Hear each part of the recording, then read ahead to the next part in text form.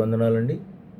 మరి దేవదేవుడు నాకు మరొక అవకాశం ఇచ్చినందుకు గాను ఆయనకి కోట్లాది స్థుతులు. ఈరోజు చదవలసినటువంటి వాక్యము సంఖ్యాకాండం 17వ అధ్యాయం అమ్మ. సంఖ్యాకాండము 17వ అధ్యాయము 1వ వచనం నుంచి 11వ వచనం వరకు. సంఖ్యాకాండము 17వ అధ్యాయము 17వ అధ్యాయం 1 నుంచి 11వ వచనం వరకు చదివి సహకరించవలసిందిగా మన వచ్చినటువంటి సహోదరు అమూల్య గారిని ప్రభు పేరిట ఆహ్వానిస్తున్నాం.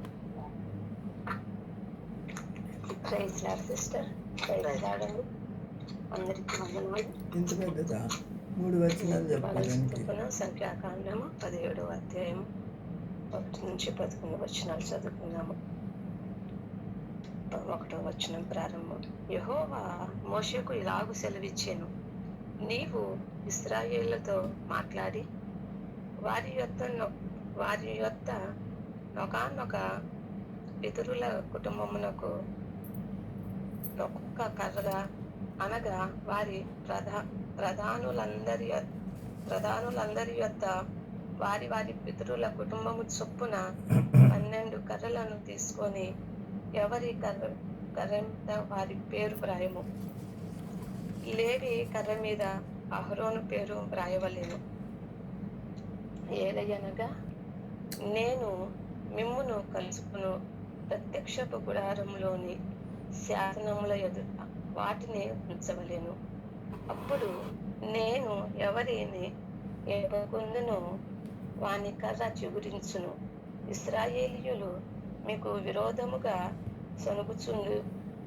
సనుగులు నాకు వినపడకుండా అనిపివేయుదును.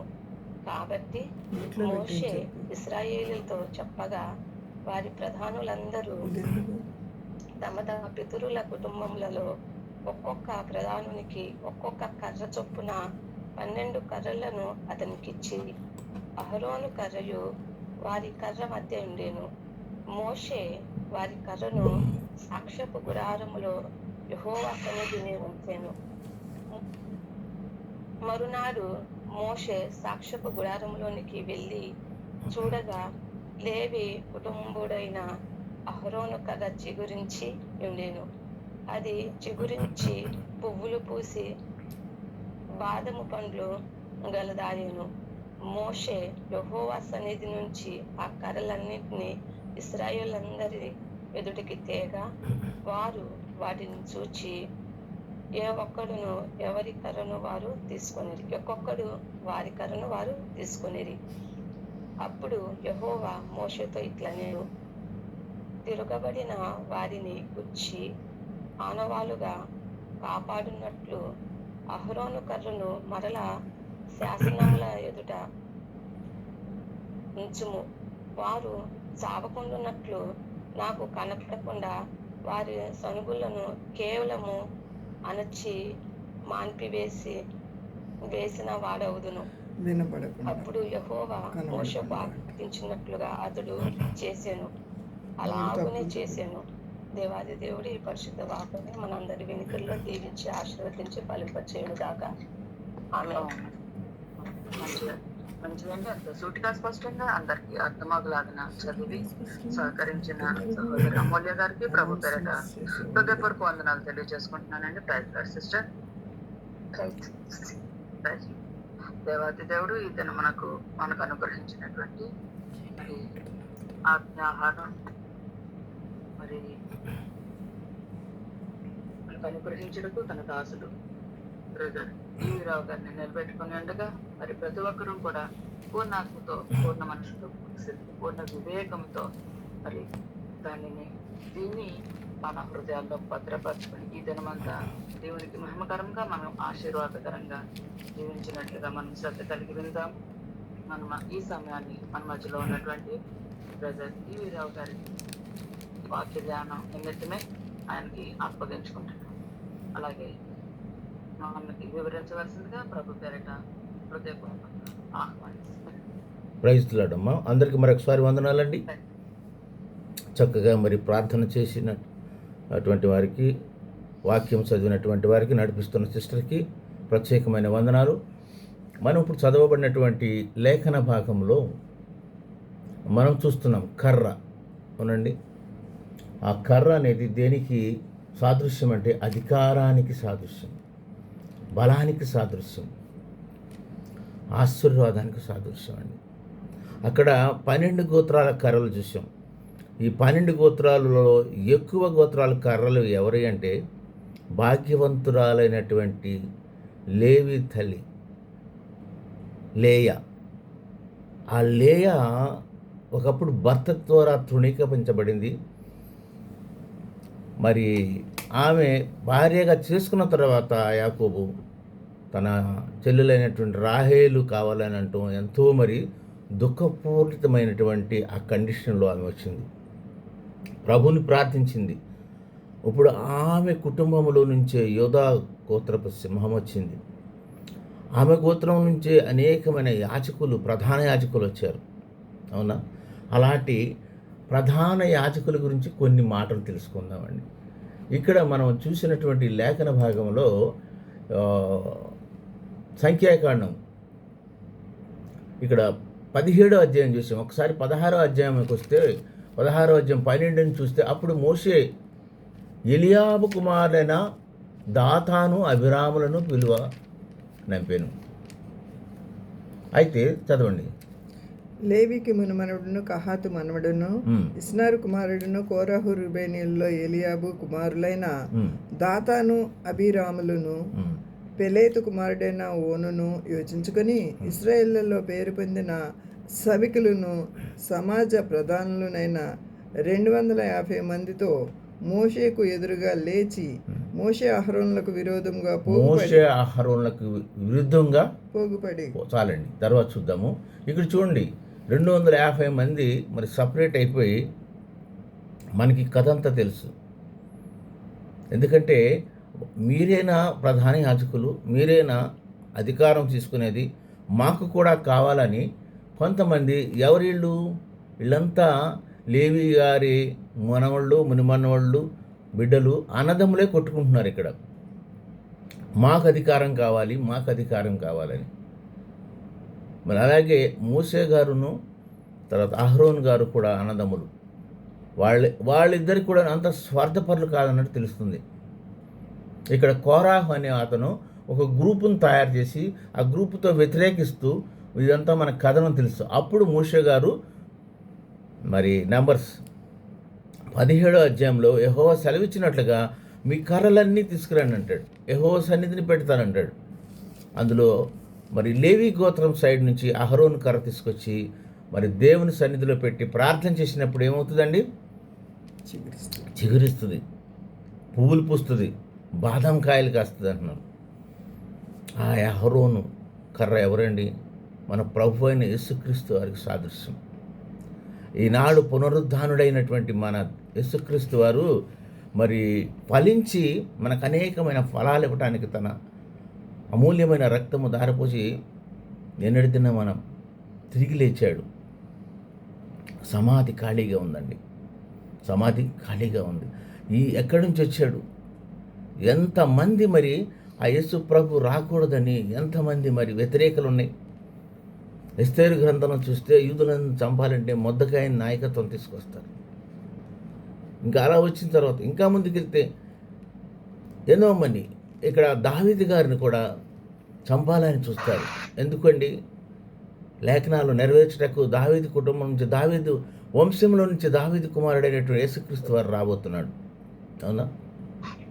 సొంత మామగారే ఈటి తీసుకుని చంపాలని వ్యతిరేకిస్తూ పరిగెడుతూ ఉంటాడు. మహాబలశ్రైన గొలియాదును కూడా గెలవగలిగాడు. ఎందుకు? దేవుడు ఆయనకు తోడుగా ఉన్నాడు కాబట్టి. ఆయన నుంచి మరి ఈ యొక్క సిగురించు మరి కొమ్మ రావాలి, యేసుక్రీస్తు వారు రావాలి. ఎంతమంది అండి? యేసుక్రీస్తు వారు పుట్టినప్పుడు కూడా మరి 2 సంవత్సరాలు ఉన్న బాలుని అనేక మందిని చంపించారు. ఎన్ని వ్యతిరేకతలు! తర్వాత ఈయన గెత్సెమనే తోటలో ప్రార్థన చేసుకుని వచ్చినప్పుడు కూడా సైతాను కూడా వెంబడిస్తుంది. ఏంటి? ఈ పునరుద్ధాన శక్తిని మనం చూడకుండా ఉండాలని మరి పాత నిబంధనలు కాకుండా కొత్త నిబంధనలు అనేకమైన ఆటంకాలు, అనేకమైన ఇబ్బందులు పెట్టిన చివరికి సత్యమే గెలుస్తుంది అన్నట్టుగాను, దేవుని వాక్యమే నెరవేరుతుంది అన్నట్లుగా మరి ఆయన మన అందరి పాపాల కొరకు చనిపోయి తిరిగి లేచాడండి. అంత గొప్ప దేవుని పోల్చుతూ ఈ అహరోనుకిని మరి సిగురించు కర్ర అయినటువంటి కర్రకి మరి యేసుక్రీస్తు వారికి కొన్ని సాదృశ్యాలు ఉన్నాయి, కొన్ని సంబంధాలు ఉన్నాయి, కొన్ని రిలేషన్స్ ఉన్నాయి. అవి మనము చూద్దామండి. ఒక్కసారి రండి 2 కొరింథీ 2వ అధ్యాయం 14వ వచనం చూద్దాం ఒక్కసారి. 2 కొరింథీ మా ద్వారా ప్రతి స్థలమందును క్రీస్తుని గూర్చిన జ్ఞానం యొక్క సువాసన కనపరచుచు ఆయన యందు మమ్మల్ని ఎల్లప్పుడూ విజయోత్సవముతో ఊరేగించున్న దేవునికి స్తోత్రము. హల్లెలూయా. ఆమేన్. రక్షింపబడు వారి పట్లను నశించు వారి పట్లను మేము దేవునికి క్రీస్తు సువాసనై ఉన్నాము. మన క్రీస్తు సువాసన ఎవరండి? మన అందరం కూడాను క్రీస్తు సువాసన కలిగి క్రీస్తును ఆరాధిస్తూ, మరి ఆ యొక్క సువాసన ఎక్కడి నుంచి ఎప్పుడు వస్తుందండి? పునరుద్ధానమైన తర్వాత వస్తుంది. పునరుద్ధానానికి ముందు మరి వీళ్ళందరూ శిష్యులు అందరూ కూడా భయపడి తన సొంత పనులకు వెళ్ళిపోతారు. యేసుక్రీస్తు వారిని సిలువేసిన తర్వాత ఆయన పునరుద్ధారణమై మరణపు ముళ్ళుని విరిచి సిలువను గెలిచి మళ్ళీ తిరిగి వచ్చినప్పుడు మళ్ళీ అప్పుడు అందరూ కూడా ఈ యొక్క పునరుద్ధానం యొక్క సువాసన, పునరుద్ధానం యొక్క పవరు అది చూస్తారండి. ఆ పునరుద్ధానమైనదని తెలుసుకోకపోతే మనం చేసే ప్రసంగాలు, మనం మాట్లాడే మాటలు ఇవన్నీ కూడా వ్యర్థం అంటున్నాడు. 1 కొరింథీ 15వ అధ్యాయం చూద్దారండి. 1 కొరింథీ 15వ అధ్యాయం 12 క్రీస్తు మృతులలో నుండి లేపబడి ఉన్నాడని ప్రకటింపబడుచుండగా మీలో కొందరు మృతుల పునరుద్ధానము లేదని ఎట్లా చెప్పుతున్నారు? 13 చదవమ్మా. మృతుల పునరుద్ధానం లేని ఎడల క్రీస్తు కూడా లేపబడి ఉండలేదు. చూడండి, ఆ మృతుల పునరుద్ధానం అనేది లేని ఎడల క్రీస్తు కూడా లేపబడలేనట్లేనంటున్నారు. మరియు క్రీస్తు లేపబడి ఉండని ఎడల చేయి ప్రకటన వ్యర్థమే, మనం చేసే ఈ ప్రకటన, విశ్వాసం, ఈ ప్రేమ, ఇవన్నీ కూడా ప్రసంగాలన్నీ కూడా వ్యర్థం అని చెప్తున్నారు. దేవుడు క్రీస్తును లేపనని ఆయనను గూర్చి మేము సాక్ష్యం చెప్పి ఉన్నాము కదా. మృతులు లేపబడని ఎడల దేవుడు ఆయనను లేపలేదు గనుక మేమును దేవుని విషయమై అబద్ధపు సాక్షులుగా అగపడుచున్నాము. చూడండి, అబద్ధ సాక్షులుగా అగపడుచున్నాము. ఎందుకంటే ఆయన లెగిసేయండి, ఆ సువాసన వస్తుంది, ప్రపంచం అంతా తెలుసు అన్నమాట. అది నమ్మని ఎడల మన విశ్వాసము, మన నిరీక్షణ ఇవన్నీ కూడా వ్యర్థం అని చెప్తున్నారు. మృతులు లేపబడని ఎడల క్రీస్తు కూడా లేపబడలేదు. క్రీస్తు లేపబడని ఎడల మీ విశ్వాసము వ్యర్థమే, మీరింకను మీ పాపంలోనే ఉన్నారు. అంతేకాదు క్రీస్తునందు నిద్రించిన వారిని నశించరి. ఈ జీవిత కాలము మట్టుకే మనము క్రీస్తునందు నిరీక్షించు వారమైన ఎడల మనుషులందరికంటే దౌర్భాగ్యులమైంది. చూడండి ఎంత క్లియర్గా చెప్తున్నారు పౌలు గారు కొరింథీయులకు రాస్తూ. మరి ఆ విశ్వాసం, మన నిరీక్షణ ఎలా ఉంటుందని. ఈ పునరుద్ధానము శక్తి వస్తే ఏమవుతుందో తెలుసండి, ఒక లైఫ్ మారిపోద్ది మంది. ఫర్గివెన్ లైఫ్ వస్తుంది, అలాగే మీనింగ్ఫుల్ లైఫ్ వస్తుంది, పవర్ఫుల్ లైఫ్ వస్తుంది, అండ్ నెవర్ ఎండింగ్ లైఫ్ వస్తుంది. ఇప్పుడైతే నిద్రించిన వారిలో ప్రథమ ఫలముగా క్రీస్తు మృతులలో నుండి లేపబడి ఉన్నాడు. మనిషిని ద్వారా మరణం వచ్చిన గనుక మనిషిని ద్వారానే మృతుల పునరుద్ధానమును కలిగెను. చూడండి ఎంత చక్కగా మాట్లాడుతున్నారండి. ఆ పునరుద్ధానం గురించి, పునరుద్ధానం యొక్క శక్తి గురించి, పునరుద్ధానం గురించి అనేక పాటలు ఉన్నాయి. ఒక చరణం పాడాలనుకుంటున్నాము. పునరుద్ధానుడా విజయశీలుడా నా ప్రాణనాథుడా, పునరుద్ధానుడా విజయశీలుడా నా ప్రాణనాథుడా. ఎంత మంచి పాటలు ఉన్నాయండి. ఆయన నా ప్రాణనాథుడు. ఆ పునరుద్ధానం యొక్క శక్తి మనం తెలుసుకోకపోతే, ఆ సమాధి ఖాళీగా ఉందని మనం తెలుసుకోకపోతే, ప్రపంచంలో ఎవరి సమాధి కూడా ఖాళీ లేదండి. ఖాళీ సమాధికి గుర్తు మరి ఆయన పునరుద్ధానం, ఆయన పునరుద్ధాన పవరు. అది చూడండి, మన డాక్టర్ సర్వేపల్లి రాధాకృష్ణ గారు మనకు అందరికీ తెలుసు. ఈయన అనేక సమాధులు చూస్తూ వెళ్ళి చివరికి అక్కడ యెరూషలేముకి వెళ్ళి యేసుక్రీస్తు వారి ఖాళీ సమాధిని చూసి ఈ ఖాళీ సమాధికి వెనకాల ఇంకా మన లైఫ్ ఉందని తెలుసుకుని ఆయన మారుమనసు పొందారు. ప్రపంచంలో ఎవరికి లేనటువంటి ఆ యొక్క గొప్ప మరి ధన్యత, ఆ గొప్ప మరి ఇది ఖాళీ సమాధి. ఆయన ఎవరండి? మనకి రాజు, నా రారాజు అంటున్నాం. నా రారాజు పుట్టినప్పుడు ఆయనకి సత్రంలో స్థలం లేదండి, పశువుల పాకలో పెట్టారు. నా రారాజు ఊరేగించాలనుకున్నప్పుడు ఆయనకి గాడిద పిల్ల లేదు, గాడిద లేదు. అలాగే మరి ఆకాశ పక్షులు గూళ్ళు ఉన్నాయి, నక్కలకి బొరియలు ఉన్నాయి, కానీ దేవుని కుమారునికి స్థాలతో తలవాల్చుకుంటే స్థలం లేదు. అలాగే పుట్టినప్పుడు స్థలం లేదు, చనిపోయినప్పుడు కూడా స్థలం అయితే మరి వేరే ధనవంతుని యొక్క సమాధిలో పెట్టబడ్డారు. ఆయన ఎవరు?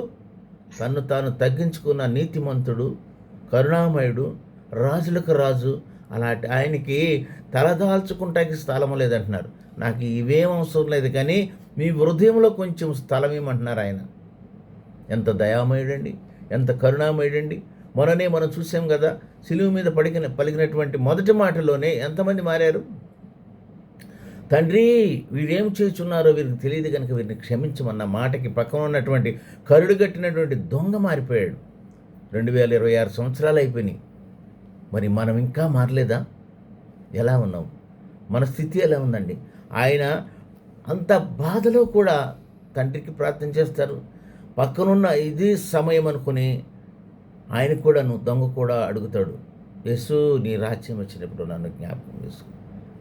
ఒక్క మాట చాలండి. ఎన్ని వాక్యాలు వినలేదు, ఎన్ని వాక్యాలు చదవలేదు, ఏమి సండేలు ఆయన అటెండ్ కాలేదు. ఒకే ఒక్క మాట, కొంత సమయం సాన్నిహిత్యంలో ఆయన మరి ప్రభువుని తెలుసుకున్నాడు. ఈయన దేవుని కుమారుడని, రారాజని. అట్లాగే మన కండిషన్ ఎలా ఉంది? మనం ఇప్పుడు ఏం చేస్తున్నాం? మనం ఇప్పుడు మాట్లాడుకునేది ఏంటంటే సిగురించిన కర్ర. ఈ సిగురించిన కర్ర గురించి మరి అనేకమైన గొప్ప ప్రసంగాలు ఉన్నాయండి. సిగురించిన కర్ర ఎవరిది? ఎవరు? మన ప్రభు అయిన మన రక్షకుడైన యేసుక్రీస్తు వారు. దాన్ని సిగురించి పువ్వులు వచ్చి ఫలాలు వచ్చినాయి అంటే అది నేను పునరుద్ధాన శక్తిని ఇండికేట్ చేస్తుంది అంటాను. ఎందుకంటే ఆ బాదం ఫలాలు వచ్చినాయి అంటండి. ఆ ఫలాలు మనము అనుభవిస్తున్నాం, ఆ ఫలాలు మనము చూస్తున్నాము. ప్రపంచానికి అంతటికి తెలుసండి. ఎవరు? ఏ పాపం ఎరిగినటువంటి వాడు, ఏ లోపం లేనటువంటి వాడు. మరి ఒకసారి ఉంటుంది కదా, మరి జారత్వానికి దూరం ఉండి నీతిపరుడుగా ఉంటే నాకు ఎంతో దేవునికి ఇష్టమంట. అలా ఆయన 33 సంవత్సరాలు బ్రతికేరే. ఆయన కంటితో కూడా పాపం చేయలేదు, మాటతో కూడా పాపం చేయలేడు. ఎంత పాపాత్మలు వచ్చినప్పుడు కూడా అమ్మా నీ పాపములు క్షమించబడ్డాయని ఎంతో మర్యాదగా చెప్పినటువంటి ఆయన మాటలు వింటుంటే కళ్ళంపటి నీళ్ళు రావండి. ఇక్కడ చూడండి, ఇక్కడ మనకు తెలుసు, ఇక్కడ కోరాహు వాళ్ళ కుటుంబం ఎంత హెచ్చరిక ఇచ్చిన మరి మాట విన్నారా? ప్రభువు చెప్తాడు, అక్కడ భూమి నెరవిచ్చి ఆ 250 మంది కూడాను చనిపోతారు. ప్రాణం ఉండగానే భూమి నెరవిచ్చేవాళ్ళు పాతాళంలోనికి దిగి వెళ్ళిపోతారు. అవునా? ప్రభు చెప్తున్న మాటలు ఆదికాండం నుంచి కూడాను ఒబీడియంట్, మాట వినుటయే ఆయనకి ఇష్టం. మాట విననొల్లని వారుగా ఈ యొక్క ఇజ్రాయేల్ యూదులు ఎంత ప్రభువుని ఇసికించారంటే దానికి ఎన్నో పనిష్మెంట్స్ ఇచ్చి చివరికి ఆయన్ని ప్రేమించటం మానలేక గద్దిస్తూ చివరికి ఆయన మనకి తీసుకొస్తారు. మలాకి 2:6 ఉంటుంది, సత్యము గల ధర్మశాస్త్రం బోధించుచు దుర్బోధ నేమాత్రమును చేయక సమాధానం బట్టి యథార్థాన్ని బట్టి నన్ను అనుసరించి నడుచుకుని వారే దోషము నుండి అనేకులకు త్రిపురి. ఈయన చెప్తున్నారండి, మలాకి గారు ఏం చెప్తున్నారు? వీళ్ళెవరండి? లేవీలంటే పవిత్రమైన అతి పరిశుద్ధమైన స్థలంలోనే ఉండి దేవుని ఆరాధిస్తూ అప్పుడు చేసిన బలులన్నీ కూడాను దేవుని దగ్గర తీసుకెళ్ళేవాళ్ళు. ఆ యొక్క అతి పరిశుద్ధమైన స్థలంలోకి వెళ్ళి మళ్ళీ అవన్నీ కూడాను దేవుని నుంచి దీవెనలు తీసుకొచ్చి వీళ్ళందరినీ ఆశీర్వదించి దీవించి నడిపిస్తున్నటువంటి వాళ్ళు. ఆనాడు అతి పరిశుద్ధంగా ఇది సంవత్సరానికి ఒక్కసారే జరుగుతుంది. ఆ ఒక్కసారి వెళ్ళేటప్పుడు మరి అహరోన్ గారికి కాలుకు తాడు కట్టి పంపించేవాళ్ళు, గంట ఇచ్చేవాళ్ళంట. ఎందుకంటే ఈయన ఎక్కడైనా సంవత్సరంలో అపవిత్రతంగా ఉండి నీతిపరుడుగా లేకుంటే అక్కడికి వెళ్ళిన తర్వాత చనిపోతాడు. చనిపోయిన తర్వాత మన ఆయన ఎలా తీసుకురావాలి? అతి పరిశుద్ధ స్థలం నుంచి వీళ్ళు వెళితే వీళ్ళు చనిపోతారు. అందుకని కాలుకు తాడు కట్టేవాళ్ళు. వాళ్ళు బోధించేవాళ్ళు. లేవీలు వాళ్ళు ఏమి కోరుకోలేదండి, అయ్యా అందరికీ సమపాళ్ళు ఇస్తున్నావు కదా, అన్ని గోత్రాలకి అన్ని ఇచ్చి నాకేమి ఇచ్చావంటే ఏమంటాడు ఆయన? నేనే మీ స్వాస్యం. అంతకన్నా ఇంకేం కావాలండి? ఎంత ధన్యులండి.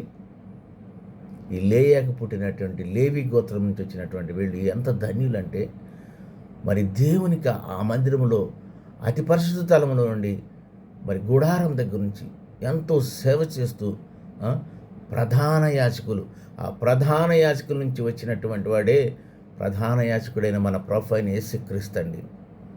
ఎన్ని సాదృశ్యాలు ఉన్నాయండి. అహరోను సిగురించిన కర్ర నా ప్రభు అయిన యేసుక్రీస్తు. అహరోను సిగురించి ఫలించి ఫలాలు ఇచ్చిందండి. ఆ ఫలాలన్నీ కూడా మనము తింటున్నాం. యాజకులు సైన్యములకు అధిపతి అయిన యెహోవా దూతను గనుక జనులు వారి నోట ధర్మశాస్త్ర విధులను నేర్చుకుందురు, వారు జ్ఞానమును బట్టి బోధించు. చూడండి, లేవీలు ఎవరండి? అతి జ్ఞానులు. జ్ఞానం బట్టి ప్రజలందరికీ బోధిస్తూ నడిపిస్తూ ధర్మశాస్త్ర విషయంలో అనేక మందిని లేవీలతో చేయబడిన నిబంధన నిరర్ధకము కాదు. అంత గొప్ప వ్యక్తులు. అలాంటి వాళ్ళని మోషే గారిని కూడా ఎంత దూషిస్తారు ప్రజలు. మాట విననోలని వారుగా వాళ్ళని వ్యతిరేకిస్తూ దూషిస్తూ ఇక్కడికి వస్తే వీళ్ళందరికీ ప్రూవ్ చేస్తారు. చూడండి, మరి మీ అందరు కర్రలు ఇవ్వండి, మీ పేర్లు రాయండి. ఆ కర్ర మీద లేవి గోత్రానికి సంబంధించిన అహరోన్ గారి యొక్క కర్రను రాస్తారు. అది ఎలాంటిదండి? ఇంకా చూడండి, సంకీర్తనలు 133లో కూడా ఉంటుంది. ఈయన ఎంత మరి అహరోన్ గారి గురించి, అది తల మీద పోయబడిన అహరోను గడ్డం మీదుగా కారిన అతని అంగీ అంచులకు దిగజారిన పరిమళ తైలము. చూడండి, 1 సహోదరులారా ఐక్యత కలిగి నివసించుటే ఎంత మేలు, ఎంత మనోహరము. అది ఎలా ఉంటుందంట? తల మీద పోయబడి అహరోను గడ్డం మీదుగా కారి అతని అంగీల అంచుల వరకు దిగజారిన పరిమళ తైలమై ఉంటుంది. ఆ సువాసన ఎవరండి? పునరుద్ధానుడైన నా ప్రభు. ఆ సువాసన, ఆ పరిమళము సియోను కొండ మీదకి దిగివచ్చు. హెర్మోను మంచు వలె ఉంటుందంట. అది ఆశీర్వాదమును శాశ్వత జీవితమును అచ్చట ఉండవాలని యెహోవా సెలవిస్తున్నాడు. ఇంత గొప్ప మరి ఆయన తల మీద పోసినట్టు గడ్డం మీద కారుకున్న అంగీల అంచ వరకు దిగజారిన పరిమళ తైలం అంటండి. ఎంత గొప్ప ధన్యతండి ఆ భాగ్యవంతురాలైన తల్లికి. భర్త ద్వేషించబడ్డాడు, చెల్లెలు ద్వేషించింది. ప్రార్థనే ఆమె ప్రార్థన ఎలాంటి కోరుకుంటుందండి? యూదా కొదసింహం యాజకులు, ప్రధాన యాజకులు వస్తారు. ఆమె మరి గర్భం నుంచి. అంత గొప్ప తల్లి. కానీ నిన్ను కూడా ద్వేషిస్తున్నారా ఇంట్లో వారు? బాధపడకండి, ఆయన పాదాలు పట్టుకోండి. ప్రార్థన ఆ శరణములుంటే పునరుద్ధాన శక్తితో ప్రార్థన చేయండి. పునరుద్ధాన శక్తి కావాలని అడగండి. అప్పుడు ఆయన సన్నిధి సహవాసం మనకి ఎంతగానో ఉంటుందండి. అసలు అహరోన్ అంటే అర్థం ఏంటో తెలుసండి? అహరోన్ అంటే మండుస్తున్నటువంటి సూర్యుడు లాంటి వాడు ఈయన అహరోను. నంబర్స్ 6:22లో ఉంటుంది. ఒకసారి చూడండి. యెహోవా మోషేకు ఇలాగ సెలవిస్తారు, అహరోనుతోనూ అతని కుమారులతోనూ ఇలాగున మీరు ఇశ్రాయేలులను ఇలాగూ దీవించవలని. ఎలా దీవించాలో చెప్తున్నారు చూడండి. యెహోవా నిన్ను ఆశీర్వదించి నిన్ను కాపాడును గాక. యెహోవా నీకు తన సన్నిధిని ప్రకాశింపచేసి నిన్ను కరుణించును గాక. యెహోవా నీ మీద తన సన్నిధి కాంతి ఉదయింపచేసి సమాధానము కలుగజేయును గాక. సమాధానం చూడండి, సమాధానం, షాలోం సమాధానం ఎక్కడి నుంచి వస్తుందండి? ప్రకాశింపచేయి, నేను కరుణిస్తానన్నాడు. యెహోవా నీ మీద తన మీద సన్నిధిని కాంతి ఉదయం. ఈ సూర్యుడు కాంతి వెలుగు ఎవరండి? మన ప్రభు అయిన యేసుక్రీస్తు వాడే. ఆయనే మరి వెలుగు. ఇక్కడ కూడాను ఆ గోత్రం నుంచి ఎలా దీవించాలి మీరు అని నేర్పుతున్నారు. ఆనాడు మరి బైబుల్ లేదండి. ఆయన చెప్పిన మాట మరి మెమరైజ్ చేసుకుంటూ ధ్యానించుకుంటూ నేను ఆశీర్వదిస్తాను, నేను కాపాడుతాను, నీ సన్నిధి ప్రకాశింపజేస్తాను, కరుణిస్తాను, నీ తన సన్నిధి కాంతి ఉదయింపచేస్తానన్నాడు, సమాధానం ఇస్తానన్నాడు. సమాధానానికి కర్త అయినండి ఆయన. ఎన్నో పోలికలు, ఎన్నో గుణగుణాలు, ఎన్నో ఉన్నటువంటి ఆ యొక్క అహరోనుకి ఈయనకి మనం చేయాలి. అది సంకీర్తన 17:8 ఉంటాం. మరునాడు మోషే మనం చూసాం కదా, గుడారానికి వెళ్ళి చూడగా లేవీ కుటుంబంలో అహరోను కర్రకు చిగిర్చి ఉండెను. అది చిగిర్చి పువ్వులు పూసి బాదం పండ్లు కాయాను. బాదం పండ్లు అయినాయంటండి. ఆ బాదం పండ్లు మనం ఈ ఫలాలు తింటున్నాం. ఈ ఫలాల గురించి మాట్లాడాలంటే ఎన్నో ఉన్నాయి, కానీ ఇప్పుడు అలాంటి ఫలాల గురించి చూద్దాం రండి. కొన్ని ఫలాలు ఉన్నాయి. ఆ యొక్క కర్రకు అర్థమేమని కనుగొన్నామండి? అధికారము, బలాన్నిస్తుంది, ఆశీర్వదిస్తుంది, దీవిస్తుంది. ఆ కర్ర ఎవరో కాదండి. కర్ర గురించి మన డాక్టర్ రెవరెండ్ శామ్యూల్ గారు బాగా చెప్పారు. ఎంతో మరి ఆయన స్వీకరించినటువంటి ఆ కర్ర ఎవరండి? పునరుద్ధానమైనటువంటి నా ప్రభు యేసుక్రీస్తు వారు. చూద్దామనండి ఒకసారి. గలతీ 5:22 చూడండి అమ్మా. ఆత్మఫలాలు ఉంటాయి అక్కడ. ప్రేమ, సంతోషము, సమాధానము, దీర్ఘశాంతము, దయాళత్వం, మంచితనము, విశ్వాసము, సాత్వికము, ఆశా నిగ్రహము. ఇవన్నీ ఎవరున్నాయి ఉన్నారండి? ఈ పోలికలన్నీ, గుణగణాలన్నీ నా రక్షకుడైనటువంటి ప్రభువులో ఉన్నాయండి. పునరుద్ధానం కలిగినటువంటి నా ప్రభువులో ఉన్నాయి. ఆత్మ ఫలాలు ఇచ్చేది ఆయనే. మరి ఆత్మ ఫలాలు పొందాలంటే ఏం చేయాలంటే ఆయన మార్గంలోనే వెళ్ళాలి. ఆయన మార్గంలోనే వెళ్ళాలి. యోహాను 14:6 ఏమంటారు? నేనే మార్గము, నేనే సత్యము, నేనే జీవము, జీవజలాలు ఇచ్చేటువంటి ఆయన, జీవ కిరీటం ఇచ్చేటువంటి ఆయన మార్గంలో వెళ్తే ఈ ఆత్మ ఫలాలన్నీ దక్కుతాయండి. అలాగే రెండవది కానీ నీతి ఫలాలు ఉంటాయి. ఫిలిప్పి 1:11 ఉంటాయి చూడండి. మీ ప్రేమ తెలివితోను సకల విధములైన అనుభవ జ్ఞానముతోను కూడినదై అంతకంతకు అభివృద్ధి పొందవలననియు, ఇందువలన దేవునికి మహిమయు స్తోత్రము కలుగునట్లు మీరు క్రీస్తు వలనైన నీతి ఫలముతో నిండుకొన్న వారై క్రీస్తు దినమునకు నిష్కపటులను నిర్దోషులను కావాలని ప్రార్థించున్నాము. నీతి ఫలములు ఎవరండి? నిష్కపటం గలవారు, పాపం లేనివారు ఎవరండి? ప్రభు. నిర్దోషి ఎవరు? మన ప్రభు అయిన యేసుక్రీస్తు వారు. ఆయనే నీతి ఫలాలు ఇస్తారు. ఆయన నీతి ఫలాలు ఇచ్చేవాడు, పాపం ఎరిగినటువంటి వాడు, పాపము చేయనటువంటి వాడు, పాపుల కొరకు ప్రాణం పెట్టినటువంటి పవిత్రుడండి. తిరిగి లేచాడు, పునరుద్ధానుడయ్యాడు. పునరుద్ధాన శక్తి ఎలా ఉంటుందో తెలుసా? పునరుద్ధాన శక్తిని చూసి మరి అందరు కూడాను పారిపోయిన శిష్యులు మరి పరిగెత్తుకుంటూ వస్తారు. పునరుద్ధాన శక్తి, పునరుద్ధానుడై లేచి మరిలా మనకి తండ్రి కుడి పార్శ్వం కూర్చుని మన కొరకు చూస్తున్నారు, ప్రార్థన చేస్తున్నారు. It's coming again as a roaring line. ఇప్పుడు వరకు మనకు కరుణించి ప్రేమించి మరి రక్షణ ఇచ్చారు. అప్పుడు అలా రారు, తీర్పు తీర్చుటకు ప్రధాన న్యాయాధిపతిగా వస్తారు. చదవమ్మ ఒక్క నిమిషం. పవిత్రుడును నిర్దోషియు నిష్కల్మషుడును పాపులలో చేరక ప్రత్యేకముగా ఉన్నవాడు ఆకాశ మండలం కంటే మిక్కిలి హెచ్చైన వాడు ఇట్టి ప్రధాన యాజకుడు మనకు సరిపోయినవాడు. ప్రధాన యాజకుడు అండి ఈయన. ఎవరు? అహరోను కూడాను పాత నిబంధన ప్రధాన యాజకుడుగా ఉన్నాడు. తన 2 కుమారులను పోగొట్టుకున్నాడు. అయినా సరే ఎంత మరి నీతిగా ఉంటాడండి. ప్రధాన యాజకుడు అంటే మాటలు కాదండి, చిన్న పొరపాటు కంటితో నోటితో చేసినా కానీ అక్కడ అతి పరిశుద్ధ స్థలంలోకి వెళ్ళినప్పుడు భస్మం అయిపోతారు. ఎంత ధన్యత ఉండాలండి. అలాంటి ప్రధాన యాజకుడైన నా ప్రభువుకి పుట్టినప్పుడు స్థలం లేదండి, అవునా? చనిపోయినప్పుడు సమాధి లేదు. ఆయన ఏమి స్వార్థం చూసుకోలేదు. ఆయన హ్యూమిలిటీతో, అనే దీనత్వంతో ఆయన మన హృదయాలన్నిటిని గెలుచుకున్నాడు. అనేకమైన గొప్ప వ్యక్తులు ఉన్నారు, మరి గొప్ప గొప్ప వీరులు ఉన్నారు. కానీ ప్రభువుకి మనకి సమయం ఇస్తున్నామా? ప్రభువుకి మనం ఎరిగి ఉన్నామా? మీరు ఎంతగా ప్రభువుకి అవైలబుల్గా ఉన్నారు? నేను యాక్సెప్టెన్స్ చేశానండి, ఎప్పుడో నా తాతల తండ్రులు కూడా క్రైస్తవులు అని చెప్పొద్దండి. How much time you are giving to the God. ఒక ఎగ్జాంపుల్ చెప్తానండి. మీరు ఈయనే ఉంటారు, Nobel prize winner Michael Faraday అని. ఆయన మ్యాగ్నెటిక్ ఫోర్స్ గురించి ఎంతో శ్రమ చేసి నోబెల్ ప్రైజ్ పొందుతారు.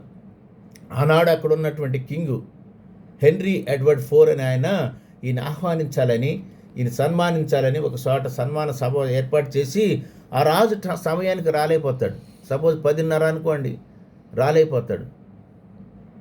రానినప్పుడు 11:30కి ఆయనకి ఎవరు ఈ భక్తిపరుడైన మైకేల్ ఫారడే గారు దేవునికి సమయం ఇవ్వాలి, నా దేవుని టైం అయిపోయిందని అవన్నీ వదిలేసి వెళ్ళిపోతాడు. ఎక్కడో ప్రక్కన ఒక చిన్న మందిరం ఉంటే 20-25 మంది ఉంటారంట. అక్కడికి వెళ్ళిపోయి ఆరాధన చేస్తే ఇది నా దేవునికి ఇచ్చే సమయం, నేను దేవుని సమయం దొంగతనం చేయను, ఆయన ఆరాధించాలని అక్కడికి వెళ్ళిపోతాడు. తర్వాత ఈ కింగ్ వచ్చేసి హెన్రీ ఫోర్డ్ గారు ఎక్కడ మన నోబెల్ ప్రైజ్ విన్నరంటే ఎక్కడండి, సమయంలో ఇక్కడ ఉండడు, ఈ సమయంలో ఆలయంలో ఉంటాడు, మందిరంలో వస్తాడు, దేవుని ఆరాధిస్తాడు అంటారు. ఎక్కడానంటే ఎదుక్కుంటాను. ఆ కింగ్ ఇంకా జనాలు కూడాను ఆయన దగ్గరికి వెళ్తారు. ఎవరి దగ్గరికి? మైకేల్ ఫారడే గారి దగ్గరికి వెళ్ళి ఆయనతో పాటు ఆలయంలోకి వెళ్ళి ఆరాధించి అంత అయిన తర్వాత మర్యాదగా తీసుకొస్తాడు. అందుకని మనం ఉదయకాలమే 5 గంటలకి ఆయనకి మన మొదటి గంటను ఆయనకి ఇస్తున్నాం. మనం ఎంత ధన్యులమండి. ఎంతోమందికి లేదు ఈ ధన్యత. షాలోమ్ కుటుంబ వాసులకు ఉన్నది. ఉదయకాలమే ఆయన మాటలు వింటూ, ఆయన స్తుతిస్తూ, ఆయన ఆరాధిస్తూ, ఆయన మాటలను నేర్చుకుని మాటలు తెలియని వారికి చెప్పుటకు ఇది సదావకాశం ఇచ్చారు దేవుడు. ఎంత ధన్యులమండి. అలా చూస్తే ఇంకెన్ని ఫలాలు, 7 రకాలటువంటి ఫలాలు ఉన్నాయండి. ఇప్పుడు మనం ఏం చూసాము? ఆత్మఫలాలు చూసాము, నీతి ఫలం చూసాము, పరిశుద్ధ ఫలాలు కూడా ఉంటాయి. రోమా 6:22 ఉంటుంది చూడండి. ఆయనను ఇప్పుడు పాపం నుండి విమోచింపబడి దేవునికి దాసులైనందున పరిశుద్ధత కలుగుటయే మీకు ఫలము. చూడండి, పరిశుద్ధత కలుగుటయే ఫలం. నీతి, సత్యము, పరిశుద్ధత ఇవి లేనిదే వేస్ట్. దాని అంతం నిత్య జీవం. చివరికి మనం ఎక్కడికి వెళ్తామండి? పరలోకానికి, తండ్రి దగ్గరికి వెళ్తాం. నిత్య జీవము, జీవ కిరీటము. అది కావాలంటే పరిశుద్ధ ఫలాలు పొందాలి. ఆ పరిశుద్ధ ఫలాలు ఎక్కడున్నాయి? మనకు రోమా 6:22 ఉన్నాయండి. 4వదిగా పరిశుద్ధాత్మను ప్రపంచము తట్టు మరి వచ్చేలాగా చేయాలి. పరిశుద్ధతను ప్రపంచమునకు తట్టుకును పోయేలాగా చేయాలి. ఎంతమంది ఉన్నారండి? మనం చూస్తే పరిశుద్ధత గురించి చెప్పాలంటే ఎగ్జాంపుల్ యేసుక్రీస్తు వారే. ఆయన లాంటి వారు ఎవరు లేరు, ఆయనని పోలిన వారు ఎవరు లేరు. ఈ మధ్యన ఒక కొత్త ఇన్వెస్టిగేషన్ జరుగుతుందండి, డిఎన్ఏ ఆఫ్ జీసస్ క్రైస్ట్. ఆ డిఎన్ఏ ఇవన్నీ పరిశోధన రీసెర్చ్ చేస్తే 40% మన ఇండియా గురించే ఉందంట. చూడండి, మనం జీసస్ క్రైస్ట్ గారి గురించి చాలామంది ఇప్పుడు అనేక రకాలుగా ఇన్వెస్టిగేషన్ చేస్తున్నారు. అనేక రకాలుగా ఈయన ఒక ప్రేమతోనే ప్రపంచాన్ని చిన్న కుగ్రామైనటువంటి ఆ గ్రామం నుంచి వస్తారు. ఆ గ్రామం నుంచి వచ్చేసి ఎంత శక్తివంతుడైన ప్రపంచాన్ని గడగడలాడించే కొన్ని కోట్ల మంది ఆయన ఇప్పుడు ఫాలోవర్స్ ఉన్నారు. ఆయన ఒక్కొక్క బ్లడ్ బొట్టు నుంచి కొన్ని కోట్ల మంది వస్తున్నారు. మనకి బైబిల్లో ఉంది కదా, గోధుమ గింజ పాత పెట్టబడి చనిపోతేనే అనేక లక్షల గోధుమలు వస్తాయి, అది చనిపోకపోతే రాదండి. అలాగే జిహ్వ ఫలాలు ఉన్నాయి. ఎబ్రి 13-15 ఉంటుంది చూడండి, జిహ్వ ఫలాలు. ఆ జిహ్వ ఫలాలు కూడాను మన ప్రభు అయిన క్యారెక్టరిస్టిక్సే, గుణగణాల నుంచే వస్తాయి. చూడండి ఒకసారి. కాబట్టి ఆయన ద్వారా మనము దేవునికి ఎల్లప్పుడూ స్తుతియాగము చేయదము అనగా ఆయన నామమును ఒప్పుకొనుచు జిహ్వ ఫలము అర్పించుదము. జిహ్వ ఫలము చూడండి, అన్ని వేళలా ఒక పాట కూడా ఉంటుందండి. అన్ని వేళలా ఆయన స్తుతించాలి. ఆయన స్తుతించుటే మన యొక్క జయముగా ఉండాలి. పాటల ద్వారా, మాటల ద్వారా ఆయన స్తుతించాలి, ఆయన గణపరచాలి. ఇంకొకటి ఉంటుంది, సత్యవాక్కులు కలిగినటువంటి ఫలాలు. సత్యవాక్కులు కొలసి 1:10 ఉంటుంది చూడండి. కొలసి 1:10 కూడాను మనం ఇప్పుడు 4 చూసాము. అందుచేత ఈ సంగతి వినిన నాటి నుండి మేమును మీ నిమిత్తం ప్రార్థన చేయుట మానక మీరు సంపూర్ణ జ్ఞానమును ఆత్మ సంబంధమైన వివేకము గలవారును ఆయన చిత్తమును పూర్ణముగా గ్రహించిన వారునై ప్రతి సత్కారంలో సఫలగుచు దేవుని విషయమైన జ్ఞానమందు అభివృద్ధి పొందుచు అన్ని విషయములలో ప్రభును సంతోషపెట్టినట్లు ఆయనకు తగినట్టుగా నడుచుకొనవలనని ఆనందముతో కూడిన పూర్ణమైన ఓర్పును దీర్ఘశాంతను కనపరిచినట్లు ఆయన మహిమ యొక్క శక్తిని బట్టి సంపూర్ణ బలముతో బలపరచవలనని తేజవాసులైన పరిశుద్ధుల స్వాస్యంలో పాలువారమొగటకు మనలను పాత్రలుగా చేసిన దేవునికి తండ్రికి మీరు కృతజ్ఞతాస్తుతులు చెల్లింపవలెనని. ఇవన్నీ ఎవరి అండి? గుణగణాలు, సత్యవాక్యాలు, అవన్నీ యేసుక్రీస్తు యొక్క క్యారెక్టర్స్. ఇవన్నీ కూడాను ఈ ఫలాలన్నీ పొందాలా అంటే యేసు ప్రభు దగ్గరికి రండి. ఇంకా మీరు ప్రభువుని అంగీకరించలేదా? సంపూర్ణంగా అంగీకరించాలి. ఇదే తగినటువంటి సమయం అండి. దొంగ చూడండి, సమయాన్ని సద్వినియోగం చేసుకున్నాడు. రైట్ సైడ్ ఉన్న దొంగ. యేసు నీ వచ్చినప్పుడు, నీ రాజ్యం వచ్చినప్పుడు, ఆయన రాజ్యం ఉందని, రాజకుమారుడని, పాపం చేయలేదని తెలుసుకున్నాడండి ఒక్క మాటలోనే. మనం ఇంకా ఎంతకాలం ఇంకా ఆయన రెండో రాకట్లా రాకపోవడానికి కారణం ఏంటి తెలుసా? నీవు నేనేనండి. ఇంకా మన మధ్యలో హృదయంలో ఎక్కడో మార్పు చెందని, సంపూర్ణముగా మార్పు చెందనటువంటి ఇలాంటి జీవ ఫలాలు, పరిశుద్ధ ఫలాలు, ఆత్మ ఫలాలు, నీతి ఫలాలు మరి ఇవి లేకుండా మనం జీవిస్తున్నామేమో మనం పరీక్షించుకోవాలండి. చెక్ చేసుకోవాలి. ప్రతిదినమును అర్థం అనే వాక్యం తీసుకుని మన టెస్టిమోనీ ఎలా ఉన్నది, నిన్న ఎలా ఉన్నాను, ఇప్పుడు ఎలా జీవిస్తున్నాను. ఇంకా చూస్తే ఆత్మలను సంపాదించే ఫలాలు తీసుకురావాలండి. ఆత్మలను ప్రభు అంటారు కదా, మరి అన్ని ప్రాంతాలకి సకల ప్రజలకి వెళ్ళి మీరు సత్యవాక్యమును ప్రకటించండి అంటారు. రోమా 1:13 చూడము ఒకసారి. రోమిలకు రాసిన పత్రిక 1వ అధ్యాయం 13. సహోదరులారా, నేను ఇతరులైన అన్యజనులలో ఫలము పొందినట్లు మీలో కూడా ఫలమేదైనను పొందవలనని అనేక పర్యాయములు మీ యొద్దకు రానుద్దేశించదని గాని ఇది వరకు ఆటంకపరచబడితిని. ఇది మీకు తెలియకుండా నాకు ఇష్టం లేదు. చూడండి, సొలొమన్ పౌలు గారు ఎంత కష్టపడతారండి. Is highly qualified man. ఒకప్పుడు ప్రభువుని వ్యతిరేకించి క్రైస్తవుని హింసించినటువంటి ఆయన ప్రభువును తెలుసుకున్న తర్వాత, పట్టబడిన తర్వాత అప్పుడు అంటాడు, ప్రభువా నేనేం చేయాలి నీకోసం? మనం కూడా వేసుకోవాలండి క్వశ్చన్. ప్రభువా ఇప్పుడు వరకు నాకు అనేక విధాలైనటువంటి మేళ్ళు చేశారు, అనేకమైన ఆశీర్వదించారు, ఇక మీదట ప్రభువా నేనేం చేయాలి? మనం అది కావాలి, ఇది కావాలి, ఆరోగ్యం కావాలి, పిల్లల ఎడ్యుకేషన్ కావాలని అడగటం కాదండి. నేను మీకేం చేయాలి ప్రభువా? మనం క్వశ్చన్ వేసుకోవాలి. ఇప్పుడు వరకు మనం ఏమన్నా దేవునికి చేసామా? ఒక భక్తుడు అంటారు కదా, ఈచ్ వన్ క్యాచ్ వన్. దానికి పరిగెడుతున్నామా? ఆత్మల సంపాదన కోసం మనకి వేగరపడుతున్నామా? వాక్యం చెబుతుందండి, harvest is more, labourer are less. కోత విరివిగా ఉన్నది, కొయ్యవారే లేరంటున్నారు. నా పని చేయవారు ఎక్కడున్నారు అంటున్నాడు ప్రభు. ఆ ప్రభువారి పని ఏంటండి? ఆయన ఆహారం ఏంటండి? తండ్రి యొక్క పని చేయుటే ఆయన ఆహారం అంటాడు. ఎన్నిసార్లు గుర్తు చేయలేదు? చనిపోయి తిరిగి తీస్తారని లేఖనాలు చెప్పినా కానీ వీళ్ళు శిష్యులు మర్చిపోయారు, అనేకులు మర్చిపోయారు. మగ్దలేని మరియ కూడా మర్చిపోయి బాడీని తీసుకెళ్తాను ఎక్కున్నాడని వస్తుంది పొద్దున్నే. కానీ అక్కడున్న విరుద్ధులైనటువంటి సద్దుకాయలు మరి వాళ్ళకి తెలుస్తుంది ఆయన తిరిగి లేస్తున్నాడు అన్నాడు. అయ్యా మరి జాగ్రత్త అని డబుల్ పోర్షన్ ఆఫ్ సెక్యూరిటీ పెడతారు అక్కడ. ఆయన లెగిస్తాడు డెఫినెట్గా అని పెద్ద రాయి పెడతారే, ఇంకా సెక్యూరిటీని పెడతారే. ఆనాడు సెక్యూరిటీ అంటే ఎలా తెలుసండి? నిద్రపోతే మరణ శిక్షే. మరి అలాంటి వారు మరి తప్పించుకొని వాళ్ళకి నిద్ర కలగజేసి అంత పెద్ద రాయిని తొలగించి మరి బయటకు వచ్చాడు. ఈరోజు ద టూంబ్ ఈజ్ ఎంప్టీ, సమాధి ఖాళీగా ఉందండి. ఇదే ఆధారం అండి మన యొక్క ప్రభు అయిన పరిశుద్ధుడైన పునరుద్ధానానికి గుర్తు ఏంటంటే ద టూంబ్ ఈజ్ ఎంప్టీ, ఖాళీ సమాధి ప్రపంచంలో ఎవరికీ లేదండి. అట్టి గొప్ప మరి తండ్రి మనకు దేవుడే ఉన్నాడు. అట్లా గొప్ప తండ్రికి స్థలం లేదంటండి. చూడండి, మన హృదయంలో చిన్న స్థలం ఇస్తారా? ఇంకా అలా నేను ముగిస్తున్నానండి. తర్వాత దాతృత్వపు ఫలాలు కూడా ఉంటాయి మన దగ్గర. బైబిల్లో ఫిలిప్పీ రాసిన పత్రిక 4:12 చూడండి.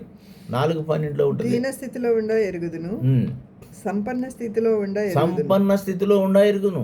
ప్రతి విషయంలోను ప్రతి విషయంలోను అన్ని కార్యంలోను అన్ని కార్యములోను కడుపు నిండుట ఎందును ఉమ్, ఆకలి కొనియుండుట ఆకలి కొని ఉండుటయు సమృద్ధి కలిగి సమృద్ధి కలిగి ఉండుట, లేమిలో ఉండుటకును లేమిలో ఉండుట నేర్చుకొని ఉన్నాను. నేర్చుకొని నన్ను ఉన్నారు. బలపరచు అని అందే ఉమ్. నేను సమస్తము చేయగలను. చూడండి, ఆయన బలపరిస్తే సమస్తం చేస్తాడు. ఆయన పని చేయండి, ఆయన చేస్తాడు. అట్లాగే 2 కొరింథీ 8 చూడము ఒకసారి. 2 కొరింథీ 8వ అధ్యాయము 1-2 వచనాలు కూడా ఇలా ఉంటాయి. ఆయన పని సహోదరులారా మాసిదోనియ సంఘమునకు ఉమ్, అనుగ్రహింపబడి ఉన్న దేవుని కృపను గూర్చి ఉమ్, మీకు తెలియజేయుచున్నాము. ఏలగనగా ఏలయనగా వారు బహుశ్రమ వలన ఉమ్, పరీక్షింపబడగా ఉమ్, అత్యధికముగా సంతోషించిరి. ఉమ్. మరియు వారు నిరుపేదలైనను వారి దాతృత్వము బహుగా చూడండి, విస్తరించును. వాళ్ళ దాతృత్వం అంట ఎలా విస్తరిస్తుంది? It will multiply. యేసుక్రీస్తు వారు ఒక బ్లడ్ పడితే మల్టిప్లై. ఈ రోజందరూ మనం ఎలా వచ్చేవాడిని? ఆయన he paid the penalty for us. మనము ఆయన రక్తం చేత కొనబడినటువంటి వారమండి. లేఖనాలు అన్నీ కూడా ఒక్కటి కూడా తప్పిపోలేదు. ఆది కాండం నుంచి అన్ని లేఖనాలు అన్ని నెరవేరుస్తూ వచ్చినటువంటి వాగ్దాన పుత్రుడు ఆయన. అలాంటి దాతృత్వం కలిగినటువంటి ఆత్మ ఫలాలు ఇచ్చేటువంటి ఆయన ఎంత గొప్ప మంది. పరిశుద్ధ ఆత్మనిచ్చేటువంటి ఆయన. చదవండి. ఈ కృప విషయంలోను ఈ కృప విషయంలోను పరిశుద్ధుల కొరకైన పరిచర్య పాలు పొంది విషయంలోను మనఃపూర్వకంగా మిమ్మల్ని వేడుకొనుచు వారు తమ సామర్థ్యం కొలదేగాక సామర్థ్యం కంటే ఎక్కువగా తమంతట తామే ఇచ్చిరని మీకు సాక్ష్యం ఇచ్చుచున్నాను. చాలండి. ఇక్కడ చూడండి, మనం నేర్చుకున్నది ఏంటంటే అహరోను చిగురించు కర్ర అయినటువంటి సాదృశ్యము యేసుక్రీస్తు వారి గురించి తెలుసుకున్నాం. పునరుద్ధానటువంటి పరిమళ సువాసన చూసాం. పునరుద్ధానమైన శక్తి, దాని ద్వారా వచ్చే ఫలాలు చూసాం. 7 రకాలటువంటి ఫలాలు.